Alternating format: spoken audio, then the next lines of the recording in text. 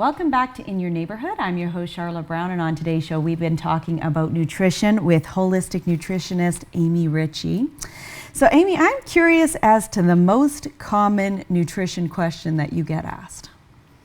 You know what, Charlotte? It's something we already talked about, actually. It's the sugar cravings piece. It's something that so many people struggle with. And like we talked about, there's so many different root causes of it. So root causes being different factors that could be contributing to that craving. So that's the most common question that I get asked. And while we're talking about the root causes, I just wanted to mention one thing that Sure. I didn't talk about when I said what a holistic nutritionist is one thing we definitely try to look at is root causes. So we're trying to figure out what the underlying component is that can be causing someone's health symptoms. And what you have when you only deal with the symptoms of a condition is you kind of get the whack-a-mole. You know that game where you'd hit the thing and pop up somewhere else? So if you address the symptoms of someone's condition, but we don't look at what could have caused this to happen in the first place, maybe 5-10 years down the road, things have been accumulating, it's gonna pop up somewhere else.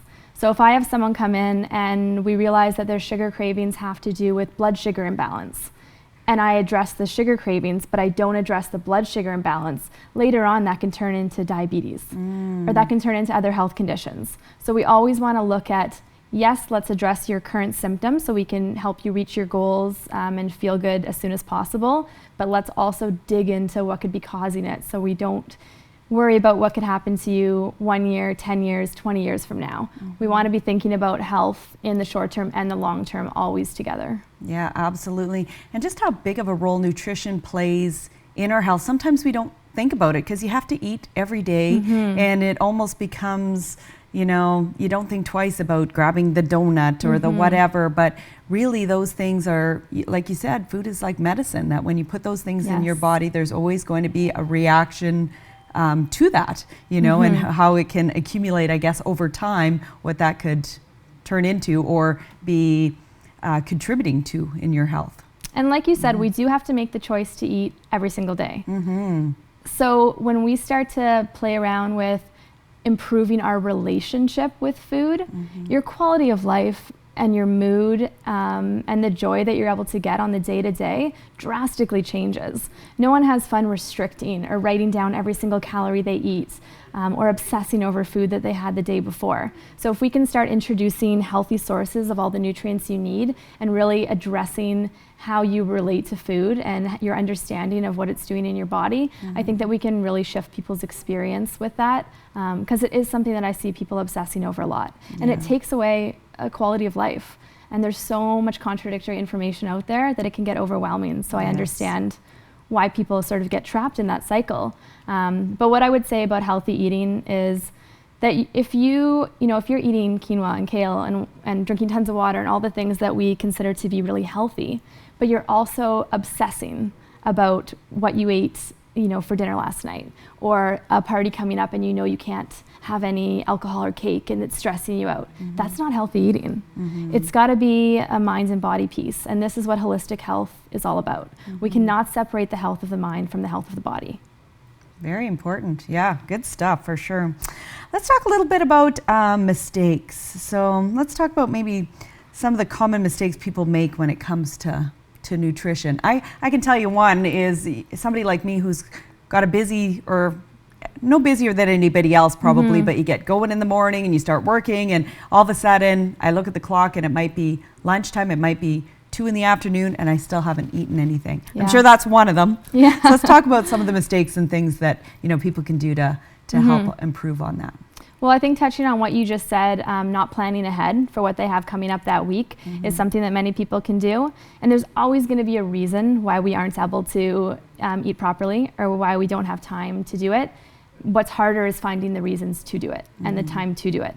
So I think preparing in advance, and I definitely encourage people to kind of on the weekend or on the Friday before sit down and map out what their week looks like. And sometimes that means factoring in, you know, I'm going to have to grab something out these days, and figuring out what that's going to be ahead of time so it's not a sporadic last-minute decision. And any tips for that, like somebody who's on the go all the time, busy, good things that are healthy to be able to grab on the go if you are in a pinch?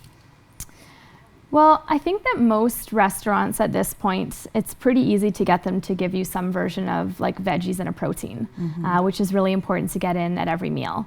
We also have some great health food stores here in Thunder Bay that have some pretty good grab and go options. I'd say just check labels and make sure that you're getting things that include as many whole foods as possible. So if the list of ingredients has, 20 different things on it and you don't know what most of them mean, this probably isn't a whole food, so kind of moving away from that. Bringing some smoothies and things with you on the go can be helpful as well for that quick source. And another thing I love to do is to blend up like some dates and some nuts and seeds, some nut butter, some coconut oil, and you can either push that out into bars that you freeze and cut up or into little energy balls that you bring with you. So those can be a quick grab and go, so when you finally do get that first meal, you're not just ravenous and it's really hard to choose what to eat when you let yourself get to that level. And can things like that be good for those people who do suffer with a sweet tooth, that it's something that's healthy but still sweet? I'm sure there's various recipes. I found a tahini fudge one that I love because I'm such a chocolate person, but it's just tahini and it's coconut oil and cocoa and a little bit of maple syrup, but it's better than buying that chocolate bar that's got filled with all kinds of stuff. So I'm sure you've got all kinds of little tricks and tips like that. Yeah, and when you're using things in their whole form, they're gonna have all kinds of nutrition in them. So like dates are high in tryptophan, and they have some iron in them. So there's gonna be things in that you're not gonna get from a refined sugar source. Tahini is a really great source of calcium. Like all of these foods are gonna be loaded with nutrients that your body needs. And again, when we start to eat junk and processed food, we get into deficiencies that are going to affect our cravings and are going to set us up for health conditions down the road. Talking about some mistakes that people make with nutrition as well, the one other thing I would say is that trying to follow something that worked for someone else. So maybe you have one friend or a trainer or someone that you know that the way that they eat works for them.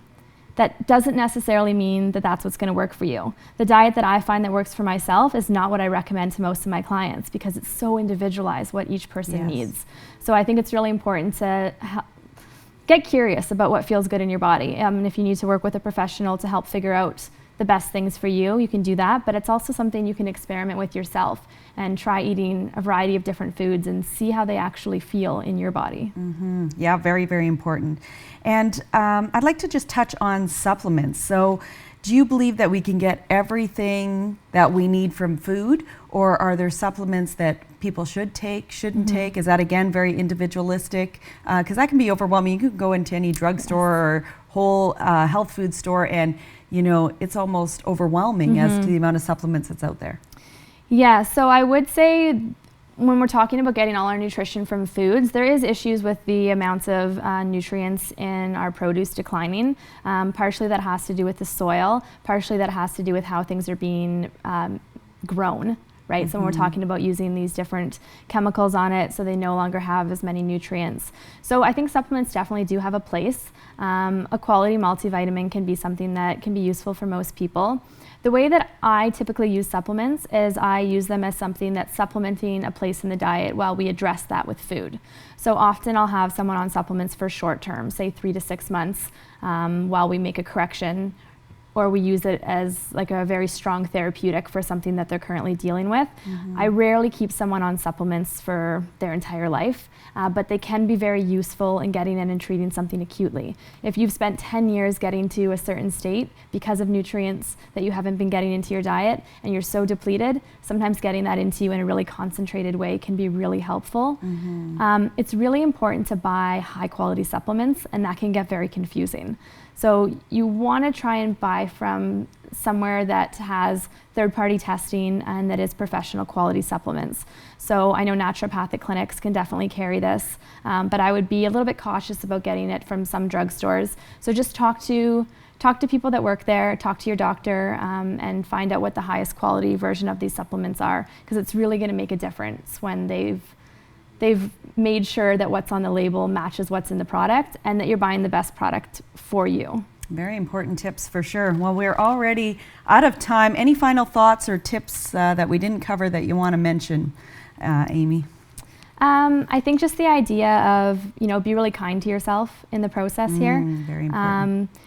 You really can't hate yourself healthy.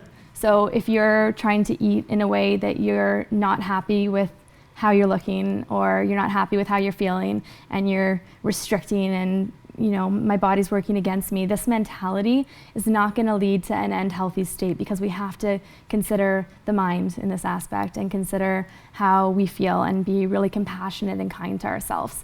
So I think if everyone can make, you know, one change in what they do with nutrition, that's wonderful, but make sure that you also bring compassion to yourself into that picture as well. Very important for sure. And if anybody has any questions about the talk today, want to ask you any questions, what's the best way to get a hold of you? So my website is www.amyritchie.ca. So you can book appointments there and learn more about me too. I'm currently working at the Thunder Bay Naturopathic Clinic, so you can always stop by there as well.